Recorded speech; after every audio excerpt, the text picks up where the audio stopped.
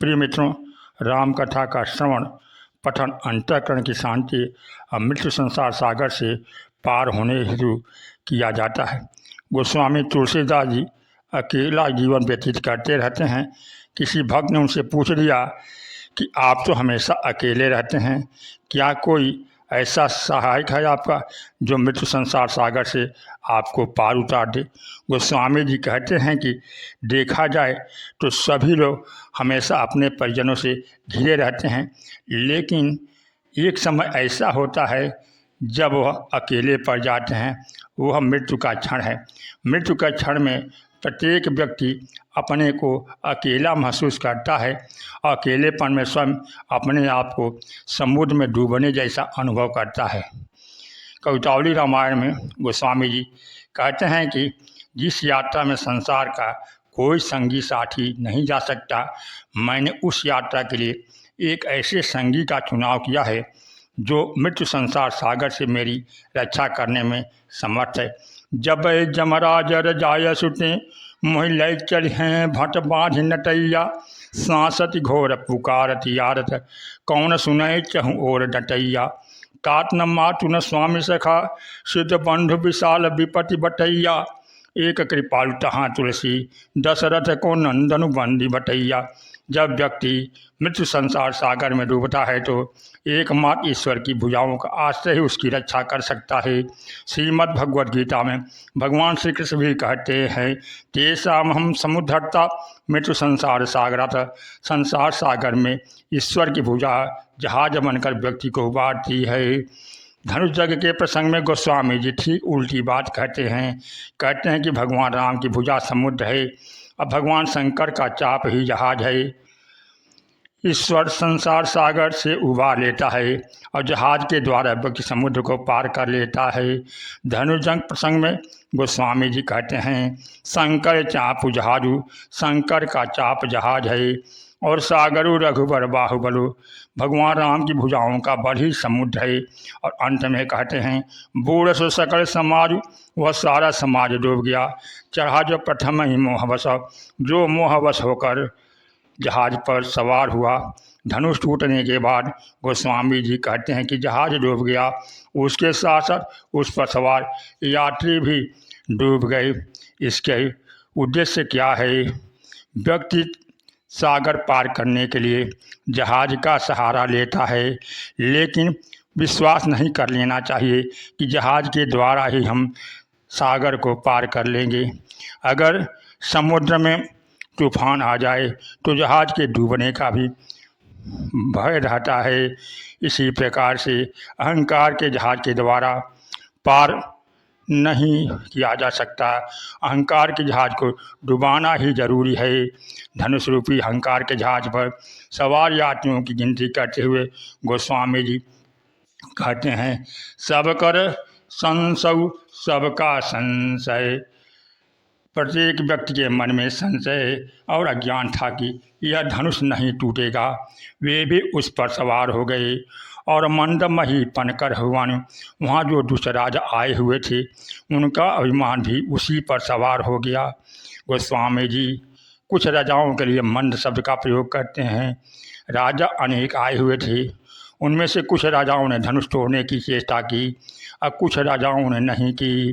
धनुष तोड़ने की चेष्टा करने वाले राजाओं ने, जिन राजाओं ने धनुष नहीं तोड़ा, उन राजाओं से कहा कि अगर तुम्हें कुछ करना ही नहीं था तो इतना कष्ट उठाकर यहाँ क्यों आई? जब एक उद्देश्य को लेकर आए हो, धनुष तोड़ने हेतु आए हो, तो कम से कम कुछ प्रयास तो करो। तुम लोग शायद भय से धनुष के पास नहीं जा रहे हो। अगर कहीं धनुष न टूटा तो लज्जित होना पड़ेगा। तुम कायर हो, तमोगुण और लज्जा की भावना के कारण निष्क्रियता को स्वीकार किए हो। उत्तर में भले राजाओं ने कहा कि भाई हम तो यहाँ पाने के लिए आए थे एक को, और पा लिया दो को। सीता जी और राम दो को पा लिया। तुम लोग आए थे सीता जी को शक्ति के रूप में पाने के लिए, किंतु तुम्हारी कामना है कि हम विवाह करके स्वामी बनकर सीता जी को पालें। हमें यहाँ कर मालूम हुआ कि वस्तुतः हमारे सामने ये तो चिर दंपति शाश्वत मिलित पति पत्नी सीता और राम हैं और हम उनके नन्हे बालक हैं। इसलिए हम तो आज जन्म फल पावा, हमने तो आज जन्म लेने का फल पा लिया। तुम लोग जो पाने की चेष्टा करे वह करके देख लो। यदि तुम में सामर्थ्य हो तो तुम पाने की चेष्टा करो। इस प्रकार जितने राजा थे उनका अभिमान उस धनुष पर सवार हो गया और उन्होंने कहा कि नहीं, हम ऐसे हार मानने वाले नहीं हैं, बिना प्रयास किए हम नहीं मानेंगे। अतएव सब कर संशय और अज्ञानो, मंदमही पन कर अभिमानो। गोस्वामी जी सुंदर व्यंग करते हुए कहते हैं कि जब भगवान राम धनुष तोड़ने के लिए चले तो श्री सीता जी के मन में भी शोक छा गया। यह व्यक्तिगत भाव है, मनुष्य अपने को समझ ले। सीता जी में तो कोई शोक नहीं, लेकिन गोस्वामी तुलसीदास जी मानव हित में कह रहे हैं कि कुछ क्षणों के लिए भगवान राम की छवि सीता जी को याद आ गई। पुष्प वाटिका में जब पहली बार सीता जी ने राम को देखा, लता भवन ते प्रकट भे, तेहि अवसर दो भाई, निकसे जन जुग विमल विधु, जलद पटल बिलगाई, शोभा शीर्ष भगदो वीरा, नील पीत जल जाव शरीरा, मोर पंख सिर सोहत नीके, गुच्छ बिच बिच कुसुम कली के। तुलसीदास जी एक संकेत और कहते हैं, भाल तिलक समबिंदु सहाय। भगवान राम के माथे पर पसीने की बूंदें थी। उस समय भगवान राम सुमन समेत बाम कर दोना, सांवर कुंवर सखी सुखिलोना। बाएं हाथ में दोना लिए हुए थे। सुमन समेत बाम कर दोना, सांवर कुंवर सखी सुठिलोना। बाएं हाथ में दोना लिए हुए थे जिसमें फूल सजाए हुए थे, और जब लता कुंज से निकले तो माथे पर पसीने की बूंदें थी। इसलिए ज्यों ही श्री राम धनुष तोड़ने के लिए चले तो श्री सीता जी को पुष्प वाटिका की झांकी याद आ गई। वे सोचने लगी कि जिन्हें फूल का दोना उठाने में पसीना आ जाता है, वे धनुष क्या उठा पाएंगे। भगवान राम ईश्वर है, ईश्वर में तो धर्म विरुद्ध सभी आस्थाएँ हैं। ईश्वर के बारे में कहा गया है, आरो अरियान महतो महियान। संसार में जो छोटे से छोटा है वह भी ईश्वर है, और जो बृहत्तम है वह भी ईश्वर है। दोनों ही उसके लक्षण हैं। उत्तरकांड में आया है, कुलसौ चाहि कठोरति, कोमल कुसुमौ चाहि। वह वज्र से भी अत्यंत कठोर और फूल की अपेक्षा कोमल है। कुलसौ चाहि कठोरति, कोमल कुसुमौ चाहि। चित खगेश राम कर, समुझ पर कछुकाही। लता कुंज में भगवान राम ने जब फूल का दोना उठाने में सम बिंदुओं को स्वीकार किया तो वह पुष्प की अपेक्षा सुकुमारता थी, और धनुष जग के प्रसंग में वे अपना दूसरा रूप प्रकट करते हैं। यही अखिल धर्माश्रयता है। शंकर जी का धनुष वज्र से भी कठोर है, किंतु उस वज्र की अपेक्षा कठोर धनुष को तोड़ने में भगवान राम के माथे पर समबिंदु पसीना आया हो, ऐसा गोस्वामी तुलसीदास जी वर्णन नहीं किए हैं। प्रीतिवश क्षण भर के लिए सीता जी की दृष्टि ईश्वर के अखिल विरोधी धर्म की ओर न जाने के कारण शोक से भर गई। इसलिए वह सोचने लगे कि धनुष टूटेगा कि नहीं। अन्य यात्रियों का वर्णन करते हुए कहते हैं गोस्वामी जी, सिय कर सोच जनक पछतावा, रानी कर दारुण दुख दावा। रानियों का दुख और महाराज जनक का सोच, उन पश्चाताप भी सवार था। श्री सीता जी का संशय, लोगों का मोह और अज्ञान भी सवार था। किंतु भारी भरकम सामान लिए हुए सबसे भारी यात्री एक ही था, और वह था परशुराम जी का गर्व। भृगुपति के गर्भ गरुआई, सबसे वजनदार यात्री परशुराम जी थे। फरसा परशुराम जी के गर्व का प्रतीक बन गया था, और वे बार बार उसकी ओर देखते। यह प्रदर्शन कृति है। अहंकार होने पर ही तो व्यक्ति प्रदर्शन करने की चेष्टा करता है। लोभ के प्रति सहस्त्रार्जुन पर परशुराम जी ने दान के परशु से प्रहार किया। इसमें कोई संदेह नहीं कि लोभ को मिटाने का उपाय दान है। लोभ के द्वारा संग्रह हुआ, और जब दान किया गया तो लोभ क्षीण हो गया। लेकिन परशुराम जी से भूल हो गई। उन्होंने उस फरसे को कंधे पर रख लिया और निरंतर प्रदर्शन करने लगे। उन्हें इस बात की चिंता होने लगी कि लोग मुझे चाहे देखें या ना देखें, किंतु फरसे को जरूर देख लें। इसलिए जब वे लक्ष्मण जी से वार्तालाप कर रहे थे तो उनकी ओर नहीं देख रहे थे। जब दो व्यक्ति आपस में बातचीत करें तो एक दूसरे की ओर मुख करके करें।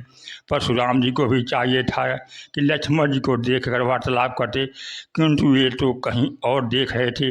बोले कि तई परस की ओर आ। उन्होंने फरसे की ओर देखा। फरसे को देखने का तात्पर्य कि यदि मैं देखूंगा तो ये लड़का भी फरसे की ओर जरूर देखेगा, इस प्रकार से मेरा फंसा दिखाई दे जाएगा। किंतु यह सब करने के बावजूद घुमा फिरा कर इतना विज्ञापन करने पर भी जब लक्ष्मण जी फरसे को नहीं देखे तो परशुराम जी ने से रहा नहीं गया। उन्होंने सीधे कह दिया, परस बिलोक महीप कुम्हारा, पहले मेरा फरसा देखो फिर बात करना। इस प्रकार परशुराम जी का गर्व दिखाई देने लगा। वह परशु दान के द्वारा लोभ को तो क्षीण किए, लेकिन उनके अंदर दानी का गर्व आ गया और यह गर्व भगवान राम के सामने झुकता नहीं है।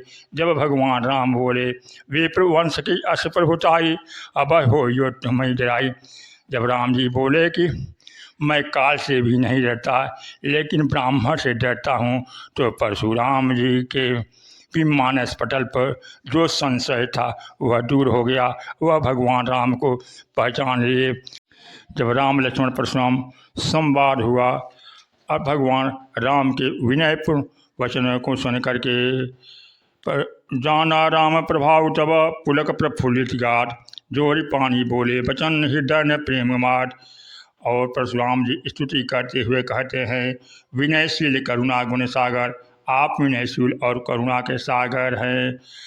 अगली उपाधि देते हुए कहते हैं, जयति वचन रचना अठिनागर, आप वचन रचना में बड़े कुशल हैं। यह मैंने आज देख लिया कि आपने मुझे भुलाव में डाले रखा। मैं नहीं समझता था कि लक्ष्मण गलत कर रहे हैं। वचन रचना कुशलता में आप निपुण हैं। आपने धनुष नहीं तोड़ा, हमारे अभिमान को तोड़ दिया। राम जी को पहचान लेते हैं और अपने चरम लक्ष्य की ओर चले जाते हैं। इस प्रकार धनुष यज्ञ प्रसंग अभिमान को विनष्ट करने वाला प्रसंग है, जिससे मनुष्य अपने हृदय में विराजमान प्रभु को पहचान सके। रामचरितमित सागर था न पावई कोई, संतंग संग जो सुनई तुम्हें सुनावे सो। बोलिए सियावर रामचंद्र की जय।